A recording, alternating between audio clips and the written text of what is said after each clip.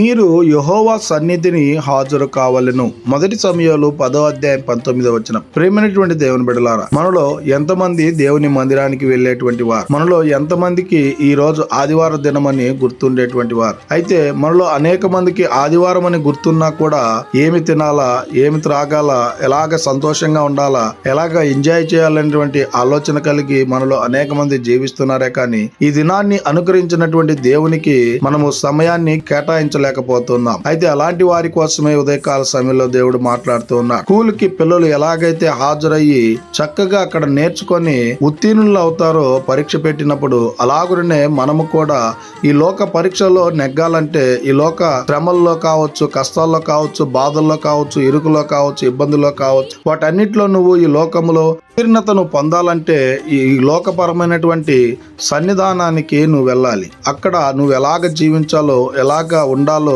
అక్కడ నేర్పించబడతాది. కనుక ఎలాంటి ఆత్మీయ స్థితిలో బలపడాలో అక్కడ తెలియచేయబడతాది. కనుక ఇక నుంచైనా మనము దేవుని మందిరాన్ని నిర్లక్ష్యం చేయకుండా ప్రతి ఆదివారము దేవుని మందిరానికి వెళ్ళి అక్కడ మనం నేర్చుకొని ఆత్మీయ స్థితిలో బలపడేటువంటి వారంగా ఉండాలని కోరుకుంటూ ఈ దిన వాక్యం ద్వారా దేవుడు మనలందరినీ బలపరిచి దీవించి ఆశీర్వదించును గాక. ఆమేన్. ప్రార్థన. మమ్మల్ని మిక్కిలిగా ప్రేమిస్తున్న ప్రియ పరలోకమందున్న మా తండ్రి, మీకే కోట్లాది వందనాలు, స్తుతి స్తోత్రాలు ప్రభా. ఈ ఉదయకాల సమయంలో ఈ వాగ్దానం ద్వారా మీరు మాతో మాట్లాడినందుకై వందనాలు ప్రభా. ఈ వాక్యాన్ని ఎంతమంది అయితే వినున్నారు వారందరి జీవితాల్లో మీ కార్యాన్ని నెరవేర్చండి.